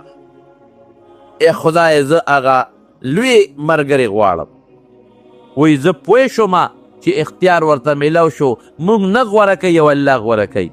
او دا نیمګړی آیت په خوله مبارکه راغی مع الذین انعم الله علیهم من النبیین والصدیقین والشهداء والصالحین وحسن اولئک رفیقا. او نور په پوه نشم لاس مبارک یې ښکته که او یو خوشبویي مې محسوسه کړه او روح مبارک لاړ. حیرانه شوم چې خدای وشو څه؟ اوس خو ما سره خبرې کولې، اوس خو لګیا دي فرشتو سره خبرې کوي، اوس خو یې مسواک مږه. او عایشې په دم اچاو وی چې کله به زمونږ کې څوک ناجوړه شو نو نبی علیه السلام به دا قل اعوذ برب الفلق او قل اعوذ برب الناس وی دمول به. وی په دې بیمارۍ کې پر ما دم واچو. دا به ما وی خو ما وی چې لاس زمانه خو د نبی علیه السلام لاس غوره دی، نو ما به د پیغمبر علیه السلام په لاس چوف کړی او د هغه لاس به مې په هغوی راښ کړ.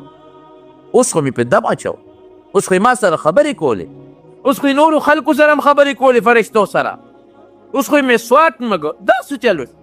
حیران شو. کشرم ده عمر هم کم دی، کور کې نو څوک شته دی نه. یو هیبت راغی، بار خلکو ته وی تاسو راشئ وګورئ نبی علیه السلام حالت خو بل شانتې دی. او دغه ورځ طبیعت برابر و، د چا ګمان هم نو چې نن به نبی علیه السلام وفات کېږي. خو چې صحابه دا خبر واورېده بس حالت بدل شو. څوک یو دی حضرت عثمان رضی الله عنه غوندې شخصیت په ژبه ګونګ شو ګونګ. چې حضرت علي صاحب واورېده بېهوشه پرېوت. حضرت عمر غوندې سړی چې هغه څونه مضبوط او بهادر انسان دی، د هغه دماغو کار پرېښود. توره یې واخېسته او راغې په منبر د پاسه کېناسته. وی څه وایي خلک چې نبي علیه السلام وفات دی؟ وی که د چا نه مې واورېدل چې په دا توره ورته سر وه. نبي علیه السلام خو نه وفات کېږي، جمدی دی. د الله ملاقات ته تللی دی لکه څنګه چې موسی علیه السلام کوهي تور ته تللی واپس به راځي او چې څوک هم وایي چې نبي علیه السلام وفات دی زما په دې توره به دې سر وایي وره بلکل دماغ کار نه څوک غږ نه کوي هلته ډله ناسته را جاړي هلته ډله ناسته را جاړي هلته ډله ناسته را جاړي یو صحابي و چې مې واورېدل ویې مې چې بس قیامت به لا څه ته وایي دنیا روانه شوه حضرت انس فرمایي وی زما د قسم په خدای وي چې نبی علیه السلام مدینې منورې ته راغی وی دا عرش روښانه او وی موږ لا د پیغمبر علیه السلام د دفن نه د خاورو نه لاس نو سندلې چې موږ ته ټوله مدینه منوره تیاره ښکارېده او یو جدا حالت و خدایه قیامت به څه ته وایي دا قیامت به څنګه کې د نن قیامت نی حضرت ابوبکر صدیق ته چا الوې چې دغسې چلو شو سترګو نه اوښکې بهېدل شروع شو په منډه را روان شو چې راغې په جومات راننوت چا د عمر د وجې چا غټ کم ځای کولی شو نیغ د لور کور ته ورغې د عایشې صدیقې کور چې څنګه ورغې نو په پیغمبر علیه السلام مبارک صادر پروت او علما لیکي چې دا پې فرشتې جبریل علیه السلام اچولو صادر یې ترې لر چې لرې که زر یې مهر نبوت وکته د دواړو اولو په دا منځ کې دومره د کوټه مهر نبوت انو بس پې ور پرېوته او ښکل یې که په دې تندي باندې طبت یا حبیبي حیا و میتا او ښکل یې که امام بخاري رحمت الله علیه په خپل کتاب کې دغه حدیث ویلی او باب یې پې قایم کړی دی د مړي د ښکلولو چې حضرت ابوبکر صدیق ښکل که او به فورا راووته ویجلل دومره یې وجلل چې د ده د سترګو نه اوښکې د پیغمبر علیه السلام په ږیره مبارکه پرېوتې چې راووت څنګه نو عمر ته وی کوز شه د ممبر نه نه کوزېده ویه خوش هلته ودرېد بار خلک ورته راجمع شو چې خبر به راوړي دا آیت وی وما محمد الا رسول ومن ينقلب على عقبيه فلن يضر الله شيئا که چا دین پرېښود او واپس کفر ته لاړل د الله اسم نشي کولی او بیا څه وایي من کان یعبد الله فإن الله حي لا يموت که څوک د الله عبادت کوي نو الله جمدي دې نه مري ومن کان یعبد محمدا فإن محمدا قد مات که څوک د محمد صلی الله علیه وسلم عبادت کوي زه اعلان کوم چې هغه وفات شوی دی او چې دی ووی بس صحابو باندې هیبت راغی دیو غرس شو په ژړا خدایه مونږ خو وی چې دا حضرت عمر راکوشو ابوبکر رښتیا ده دا خبره دا ته چې څه وی دا رښتیا وی وی او رښتیا ویم عمره نه تا په خپله ولیدل او عمره رښتیا درته ویمه دا آیت مخکې صحابو ته یاد و په منځه کې به یې لوسته وی زمونږ نه هیر شو دا آیت دغه وخت کې مونږ وی چې ګینداړو مخکې نازل نو به هر کیف 12 تاریخ ته دی مونږ چې باره وفات ورته وایو په دې نسبت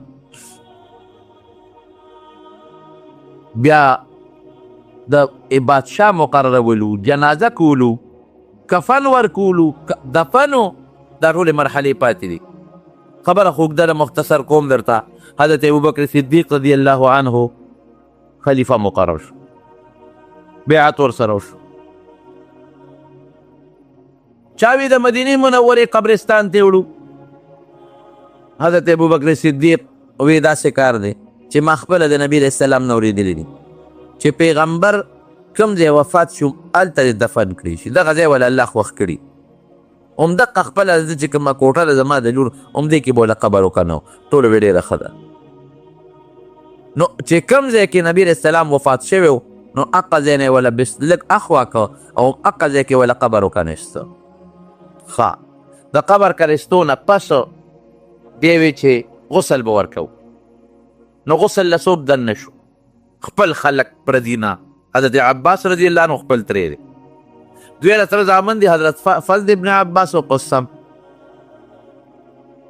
دا دوه کسان او دوه د نبي علیه السلام غلامانو نو بیا یو د انصارو یو قسم دننه که د خدمت دپاره او چې غسل ورکوي جامو سره ورکو که جامې ته لرې کو وایي چې دا دوی خبره کوله دی چې دا ټول بېهوشه شو علي صاحب وایي زموږ زنې دې سینې له رالې وایي دی کې یو غیبي اواز هم واورېده چې ګورې پام کوئ د نبي علیه السلام نه جامې لر نه کوې جامو سره غسل ورکوې که جامې مو لرې کړه سترګې ور مړندې شي نو بیا د جامو د پاسه اوبه اچولې او غسل یې ورکړ بیا وله کفن ورکړ دریو جامو کې یو کمیس دا ګنډلې کمیس نو امام بخاري وی لیس فیها قمیص دا ګنډلې کمیس د انسان چې کوم د جون دي دا نو بل روایت کې راځي چې عام کمیس او 2 څادرونه پای کې کفن ورکو او بیا جنازه دا قبر سره خوا کې کېنول او قبر لحدي قبر استو دې کې اختلاف و چې د لحد والا قبر وباسو که شق والا وباسو چا وی لحد والا وباسو چا وی شق والا وباسو نو مدینه منوره کې 2 کسانو ابو عبیده بن الجراح هغه به دا شق استو او ابو طلحه رضی الله عنه به لحد استو وی دې سوال جواب دواړو پسې وشو چې کوم یو راغی هغه خپل کار وکړي اتفاق دا چې ابو عبیده بن الجراح نو ابو طلحه رضی الله عنه کور کې هغه راغی نو لحدي قبر پیغمبر علیه السلام له وستو تقریبا دومره اوږد لحد چې نه حقه چخختې پرې راغلی وي دا مونږ چې ورته تبع وایو اوس هم زموږ علما وایي وی که لحد جوړېږي نو لحد بهتر دی او که کم ځای لحد نه جوړېږي نو بیا هلته شق وباسي بیا د جنازې متعلق خبره راله چې جنازه به پې څنګه کوو غونډه به کوو بار به راوباسو یو ځای به کوو عایشې صدیقې رضی الله عنها وی چې ما د نبي علیه السلام نه اورېدلي دي چې کله زما جنازه تیاره شي د کوټې نه وځئ تاسو لاول به په ما جبریل علیه السلام جنازه کوي سیب جنازه به وله څنګه کوو وی بس الله اکبر وایه د الله حمد وایه او په نبي علیه السلام درود شریف وایه او دعا کوي او بار روزه نو په پیغمبر علیه السلام دقسې جنازه شوې ده دا عامه جنازه نه چې دا موږ په یو ځل کم کوو اخوی بار راوښکنه نو 2 3 4 کسان به جنه کېدل او تکبیرات به وي او لاول به د الله حمد وي بیا به سلام پې واچو الصلاة والسلام علیک یا رسول الله یو صحابي فرمایي وی موږ پې داسې سلام اچولی دی چې په تا د الله سلام او درودي اشهد انک قد بلغت الرساله زه ګوی ورکوم چې تا د الله پیغام موږ ته را رسولی دی ونصحت الامه او د امت خیر د طلب کړی دی او تا اسلام او دین خلکو ته رسولی دی او د هغې نه پس بیا دعا وکړله ځان له به خلکو دعاګانې کولې اخیري جنازه حضرت ابوبکر صدیق رضی الله عنه وکړه ځکه هغه بادشاه دی خلیفه دی اخیري ولی دی اخیري جنازه هغه وکړه نو د ګل وزم تیره شوه او د نهر وزم پکې تیره شوه ځکه خلک ډېرو او لږ لږ ورتلل نو وخت پې وړېده د چهارشنبې په شپه نبی کریم صلی الله علیه وسلم دفن شو حضرت انس فرمایي خاورې پې واچولې چې خاورې واچولې قبر ورته جوړ شو او قبر یې څنګه جوړ شو قبر داسې نه لکه زموږ د دې خلکو دا غټ قبرونه چې د ځمکې نه یو لیشې غالي اوچتې یو صحابي وي ما پخپله د پیغمبر علیه السلام قبر لیدلی دی یو طرف هم د ځمکې نه یو لیش اوچت بل طرف هم د ځمکې نه یو لیش اوچت او دا شی قب غوندې داسې د قب غوندې دا شی اوچته وه او واړه واړه نري نري قطقانې پې پراته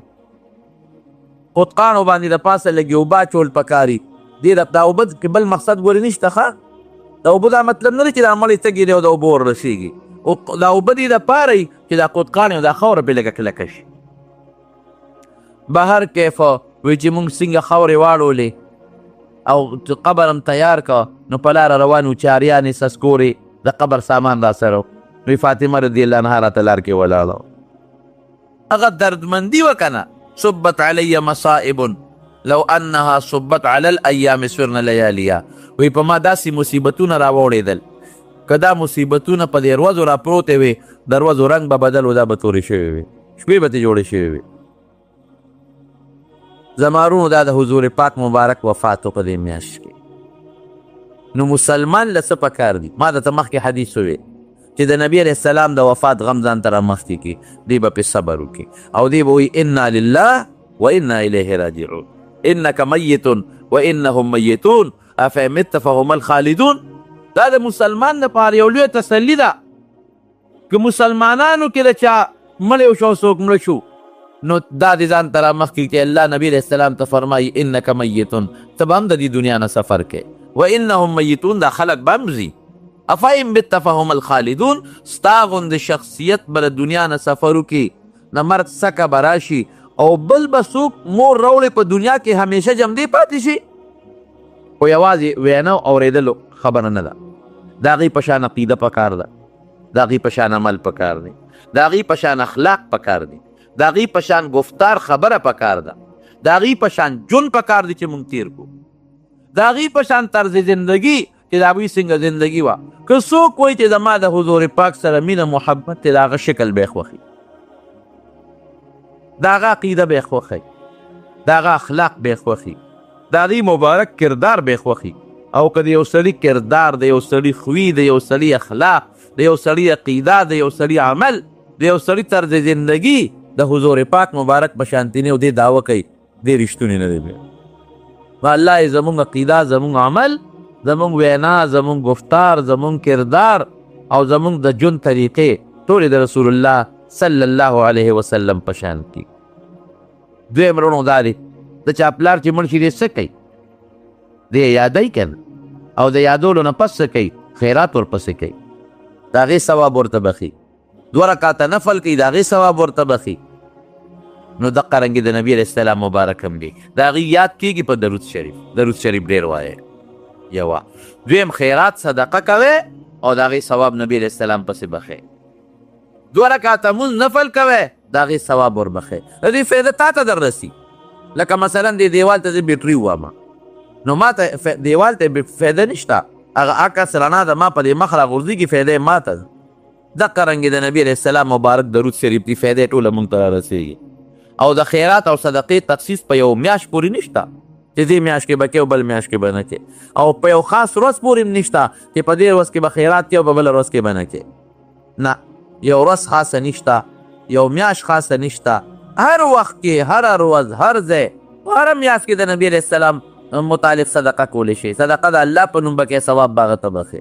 خو چونکې دا میاشت د هغې د پیدایش د وفات ته په دغه نسبت خلکو ته لږ یاداشت زیات راشي، نو ځکه دې میاشت کې خلک صدقې هم کوي مسلمانان، او د نبي علیه السلام متعلق د هغې ثواب بخي. دا زمونږ دپاره ډېر لوی فخر دی او زمونږ دپاره ډېر لوی عزت دی او زمونږ دپاره د الله ډېر لوی احسان دی چې مونږ الله د نبی کریم صلی الله علیه وسلم غوندې پیغمبر امتیان پیدا کړي.